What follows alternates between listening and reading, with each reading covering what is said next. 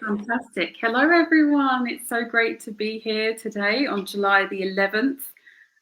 It's been a couple of weeks since we last had our LinkedIn Live, and I'm so delighted to be joined again by Ioana. Hello, Ioana. How have you been over the past few weeks? Hi, Ilona. It's been incredibly busy, and I actually feel busy in a good and a challenging way. And I find myself at a point where I want a circuit break, and I want completely fresh thinking to kind of come my way, a fresh thinking breeze. But anyway, great to be here today. Yeah, I'm really happy that you were able to join me. I've just actually come back from a little break myself, so I'm feeling super refreshed and ready to kind of hit the ground running. So it's great to be here. I'd love to kind of get started with today's topic, which is the personal branding, but we're looking at it more from a business enterprise level. So from your own experience working with clients and individuals as well, like on their personal branding, what sort of things have you seen that are really important to consider? Gosh, absolutely. It's been a transformational time for personal branding, for employer branding, enterprise branding full stop, because without a brand, you simply don't exist. There's such a cacophony in the digital space with almost 5 billion users. How are you distinctive? How are you standing out? And I feel that's where your brand, and you can apply it whatever level is pertinent to your circumstances, your brand is literally a game changer. And I've been doing marketing for 22 years, and I have never, ever lived in a time where more emphasis and more credit is actually given to the discipline of marketing, because it's always been all about sales. Growth was a bit of a given. And I think as a society, not British society, but global society, as humankind, we've now reached a point of saturation where literally giving birth to the next burst of growth is really, really difficult. And marketing, I think for the first time ever in my career, is now taking center stage. So to answer your question about what am I seeing new, employer branding, absolutely critical in the context of, the great resignation. And I would say the great, human resource workplace volatility that we're experiencing all around the world and across all sectors. If it's enough to think of travel, airlines, hospitality, financial services, all of that is experiencing massive churn. So employer branding would be absolutely the first concept that comes to mind. The power of influencers. People think, oh, do I need an influencer? What is this all about? I don't believe in it. Well, actually, just think about it. Every single one of us as professionals are actually nano influencers, micro influencers. And within your organization, you are bound to have some visibility experts, some people who are naturally, they might not necessarily be the leader, but there are some people who are naturally exceptionally good at promoting the values of your business, the key projects that you're working on, the direction of travel, all of that stuff, which actually cross-pollinates really, really nicely. And I would also say huge emphasis is now being given on having a vision, but also giving visibility to your vision. And that's all about storytelling. Yeah, no, I couldn't agree more. And it was interesting because we were just talking before we came on the LinkedIn Live broadcast about the recent sort of change in leadership in the United Kingdom. So we're being specific here, but there was a resignation last week. And so from my point of view as an expert in leadership development, I was fascinated by the approach actually taken by Rishi Sunak. Now, political stuff aside, I think what was really fascinating for me was his use of digital technology. So this whole thing that I'm sort of really passionate about this leadership for the digital age, he did this. He used digital tools and technology to share his vision, share a bit about his story, and to use that really quickly, because you'll notice that the time frame from when the signature was sent in to resign to him launching the video, that timeline was really short. And I know video has been used in politics for a long time, but I think it was the rapidity, the quickness of that response, and that ability to communicate with a huge audience. You don't have to wait for permission from the BBC to get a slot in. You can almost just launch it on LinkedIn and launch it on the internet, and it's done.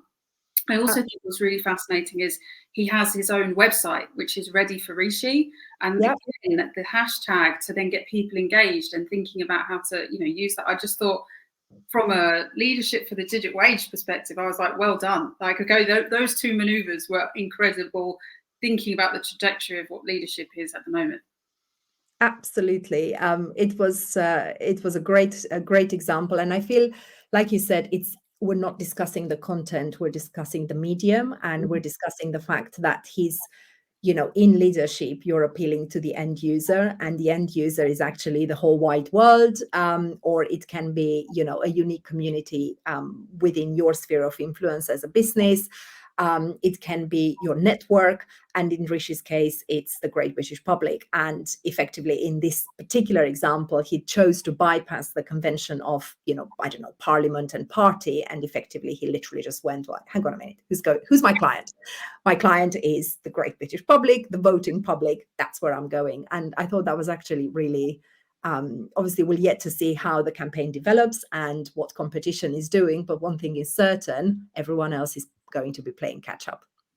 That's it, right? I think that's very good. So, politics aside, one of the things about personal branding for enterprise level clients that I think is really important is this idea of strategic narrative, which I know kind of coincides with what you think is really important about storytelling.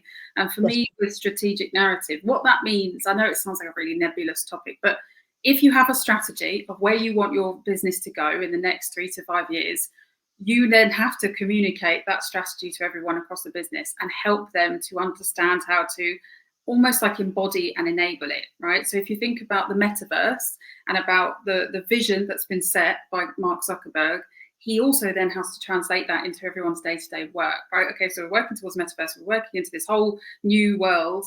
How are we going to then put that into your department, your practice, and how you're going to put that through as a leader?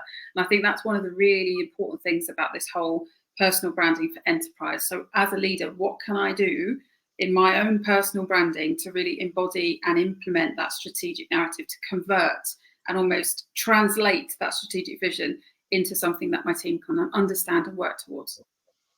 Absolutely. And in practical terms, I think this to take the example of Rishi, or to be honest, any other brand, all successful brands use 3-word slogans.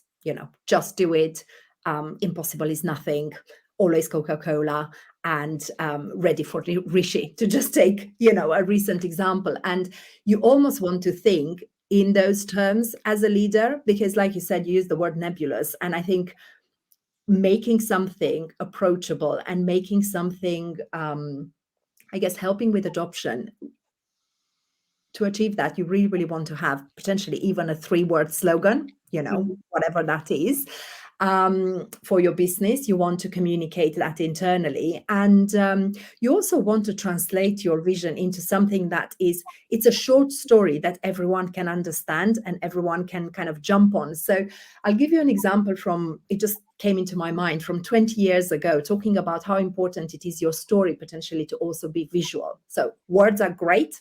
The 3-word slogan, apply it. How good is that? But what about visuals? So one example, 20 years ago, I was in Tokyo, and that was the start of my career. I was working for Toyota in the global overseas marketing department. OMD is what it was called, later rebranded to global. All island nations had this thing about overseas, which made no sense if you were landlocked. It made absolutely no sense. It's just an island thing. But anyway, and one thing that surprised me was when I joined, we're talking 2002, they had posters. What posters? Not product posters, vision posters. It was all about posters reminding every single employee why they are in that office that day. You couldn't avert it. You literally lifted your eyes, went to the water cooler, which was actually a green tea cooler. It was a green tea machine. And all you could see were these posters. And when I joined, the posters said 4M. And naturally, I was like, what's 4M? It's like 4 million global sales. We're talking, exactly 20 years ago.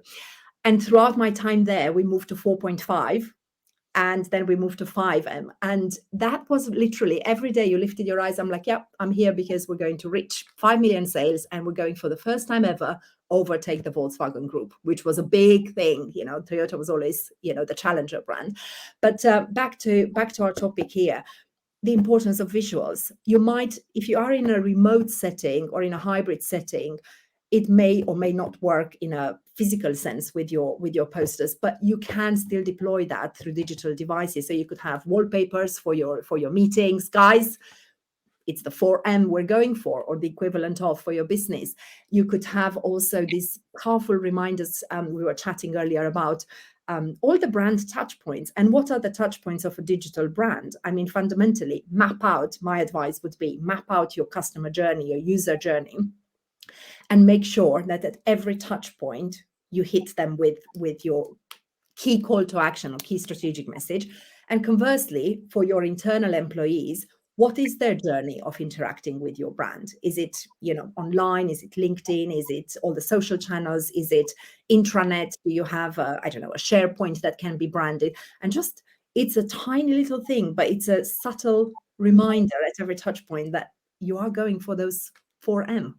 Yeah, no, I think that's a great suggestion. And you just reminded me as well, when I was doing a Teach First, one of the activities they did was to sort of get you to draw your vision of what you wanted to achieve with your students for the year, like almost like a cartoon, like just draw it out and just keep that card in front of your desk, like your desk in the staff room or whatever, and just keep looking at it. And honestly, like when I look back at that card, I had achieved a lot of the things I drew on there, just because it keeps on anchoring you to what it is you're trying to get to. And you're right, visually, we work so well with imagery. It's like it will communicate much, much more to you than just the words it can. So again, thinking about the digital storytelling and that digital sort of intimacy that you can create through video, imagine if you have small 1-minute videos, you know, every week, sort of communicating the strategic vision or helping people feel inspired about the business that you're working in. I think that's going to be really powerful as a leader. Leverage those digital tools, basically. Absolutely. And tying this into the importance of storytelling and how you achieve that, again, often I the best clients are the challenging clients, actually. And some of them come to me and they would say things like, okay, this is where I am today, but where I want to be is actually, I want to be a contributor to Harvard Business Review, which is, you know, such a big aspiration for so many professionals. Some others say, well, actually, I also want to do my TED Talk. I remind them that it's good to start with the TEDx, but TED Talk, great ambition. Others want to run their podcast series, and I know, you know, you have great experience there yourself with the Still Loading podcast in the 3rd season now. But also some of them want to publish a book.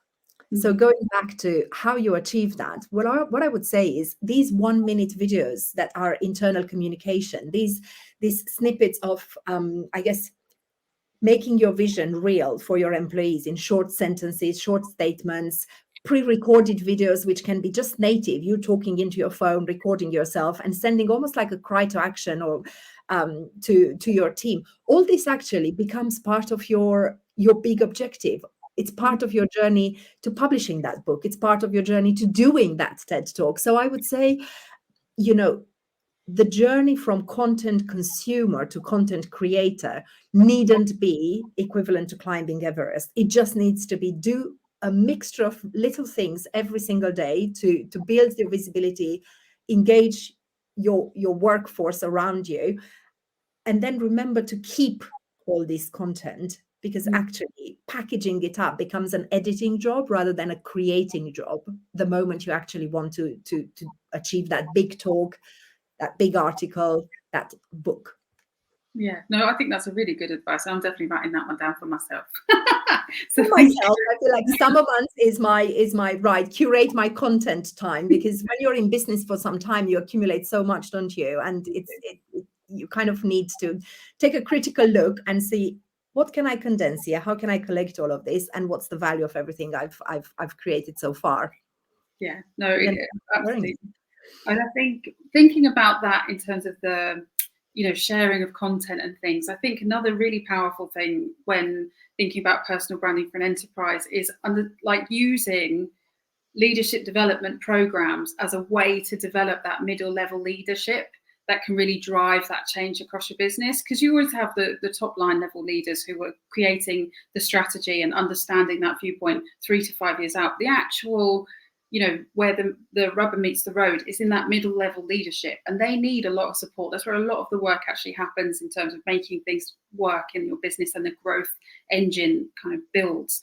And I think leadership development programs can be so useful, especially I've seen working with clients in the startup and scale up world as they scale from 50 to 150 to 500.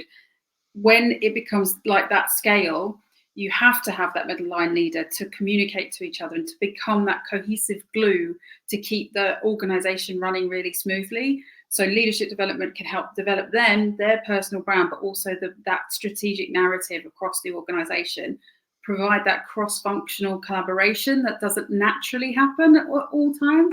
Absolutely. And it's a question, I think, of ownership. What I'm experiencing as well with some of my clients is the natural tendencies within a startup is for the founder of the business to own the responsibility, to own everything, absolutely. But also the onus is always on the owner of the business to actually create this collaborative framework, create a certain type methodology of working, whether it's, conventional waterfall or agile or whatever it is, however it is that you work. And in my experience, it tends to be definitely, chaotic because you're responding to, to a momentum and to, I guess, the feedback from the market. And it can be chaotic at times. But if you also, as a business owner, own the framework, it just sometimes becomes suffocating and very difficult for the middle management to actually find their feet and actually, breathe and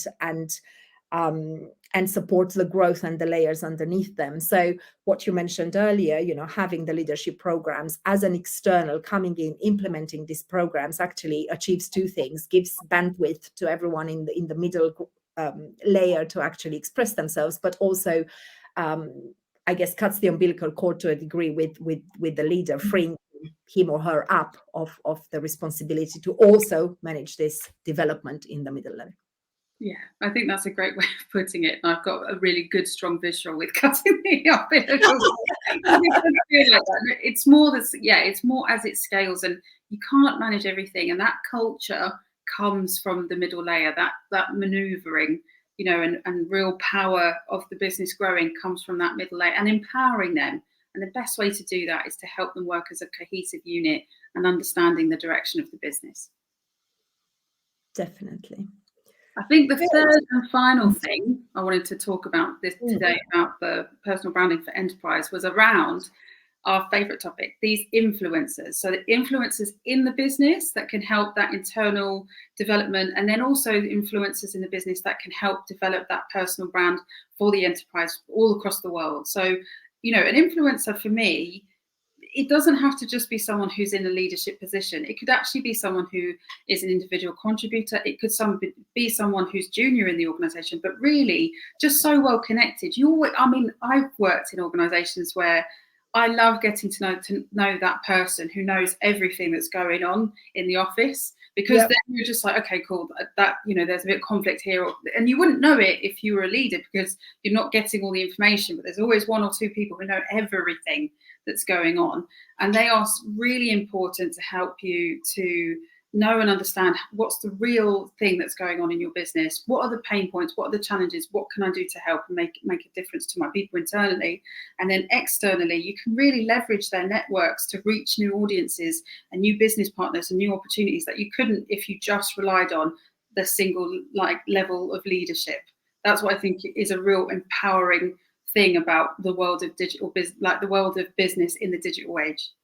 Absolutely. And every single employee effectively can become, what I mentioned earlier, a visibility expert for the business. And what that brings is a layer of, I guess, credibility and relatability, because you're not hearing news and updates on a particular company through the official formal channels by following, I don't know, the company page of Accenture, for instance, but rather because the head of product development or a junior employee who is just very passionate, hot off graduating, joins the business and shares an opinion piece, and that becomes so much more relatable because you're like, oh my God, I remember when I was that person. Isn't this perspective is amazing? It's relatable. It feels so much more authentic and credible because it's not been polished, I guess, by the PR department or the marketing department. It doesn't have the corporate gloss. It has actually the raw passion of the actual employee kind of woven through that message. So that becomes very, very powerful. I would definitely say if I had 10 employees, which I don't at the moment, but I would definitely say, what's your superpower? How do you like to communicate? What is the channel that you actually really enjoy communicating on?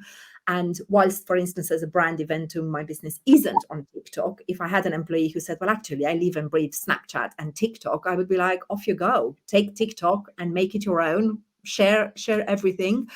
Try to be obviously constructive and fair, but apart from that, carte blanche and off you go. So think of that as well, as a business. I'll be the first to advocate for channel rationalization. Don't be on every channel if you can't support them. But on the other hand, if you have employees who are firebrands on particular channels, I would be like, right, have that conversation rather than trying to restrain them. Have that conversation, empower them, and let them run. Yeah, and I think this links to your point really beautifully earlier about, the Great Resignation. I think we're going to have a lot more mobility with people moving to different roles in a sort of like higher rate of turnover, right? We've already seen the average length of someone employed. And I mean, it always has been shorter in startups anyway, but the average employment for people is shortening. And part of that then will be employee brand and employer brand will be so important for people to go, does this feel right for me? And especially if they're hybrid and remote companies, that will be the main channel in which people know and understand what your culture is going to be like. Absolutely. And in choosing an employer, just a recent example from one of my clients came to mind. In choosing an employer, how strong your perceived brand is in the digital space becomes a real battleground and the big weight in or against your business. So again, another reason to really be doing good work, but also telling people about it. Telling people about it is the bit we're talking about.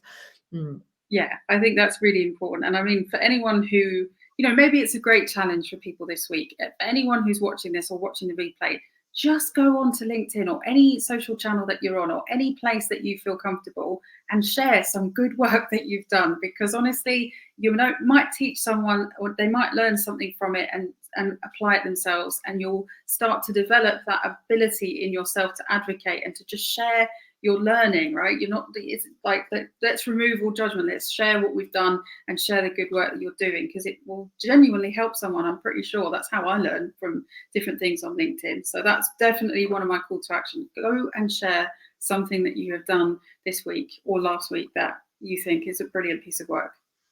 Absolutely, and I will be cheeky here and add and tag Ilona and I so that we can we comment and we can relish in the examples that you're sharing, because I feel with change is incredibly fast. At the start of my career, I felt almost overwhelmed by how much opportunity there was, and now I feel quadruple overwhelmed, and I feel like the wisdom of age should kick in, but actually it's exciting to see how much change there is. It's also overwhelming.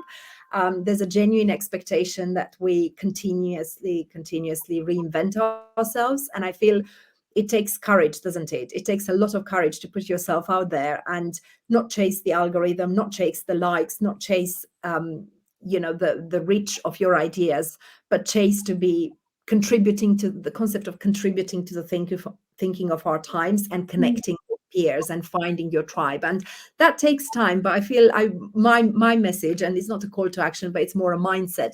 I would say definitely be fearless. And I would also say in everything that you do, just adopt a global outlook and an expert mindset, which is very much my mantra. Remember, digitally, you're connected to the world, and ultimately communicate confidently. Adopt that expert mindset. Yeah, and I like that, because ultimately what is all of this social media for is to connect with like-minded people so you can learn from each other. So, do that, share, find your tribe, find the people that make sense to you and connect on a real level. I think that makes a huge difference. And for me as well, thinking about people's stories, As you know, Ioana, I'm working on a book all about leadership for the digital age, working title in progress, but effectively looking at all of these things. So thinking about what we were talking about earlier about Rishi Sunak and about this whole digital presence that you need to cultivate, thinking about, building digital intimacy with the audience. It is ultimately just being you and connecting with people, just using the digital tools and technology to help you get there. But also thinking about your digital intelligence. What's your DQ? Are you able to facilitate that? Show up authentically, connect with people, monitor your own emotions so that they don't kind of spill out or cause any conflict on digital media. I think all of these things are going to be really important for the way that we work now, and especially for the way we work in the future. So if you've got a great story about your own development as a leader in the digital age, or a great story to share, I'd love to hear from you. So please reach out to me, and I'd love to include you in the book.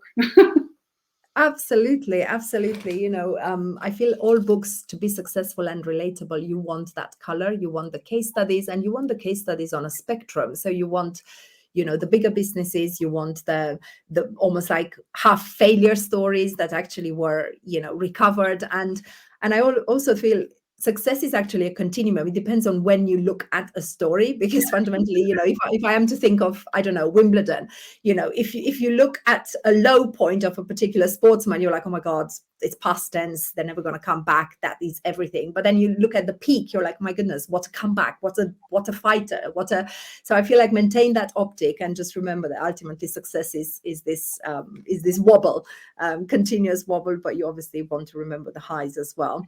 And from my end, I would say the main call to action is spend some time this summer to actually map out your, think of your North Star and decide, come back in September, refreshed. I always think September is the start of a new sprint as you approach the end of the year in terms of productivity. And I would say come September, come back thinking of your North Star and create that roadmap to actually take you to your destination. I feel that's, ditch the hesitation and concentrate very much on action. But yeah, absolutely. And if you want to work with Ioana on your personal branding as a leader, thoroughly recommend reaching out to her, because she will absolutely accelerate everything that you're trying to achieve in terms of your career and your wildest dreams to be in Harvard Business Review and TED Talks and all the other things to help support you with your thought leadership growth, and all that stuff. And for me, if you want to know more about leadership development programs and cohorts, that's my jam. Come and reach out to me. So I'd love to hear from you all. But thank you, Ioana, for joining me today. It's always an absolute delight talking to you. I feel like we could talk even longer about the things that we're both passionate about. And it's always lovely to connect to passionate people who really care about what they do. So thank you so much for joining me and for sharing your wisdom. Oh, it's a complete treat. I look forward to seeing how what was I'm just trying to think. Ready for Rishi as a case study evolves. That will be exciting. And thank you so much for having me. And I look forward to seeing what other digital channels we can come up with in September to continue our dialogue. Yeah, absolutely. Thanks, everyone. Have a great rest of your day. Enjoy some of the sunshine. Thank you.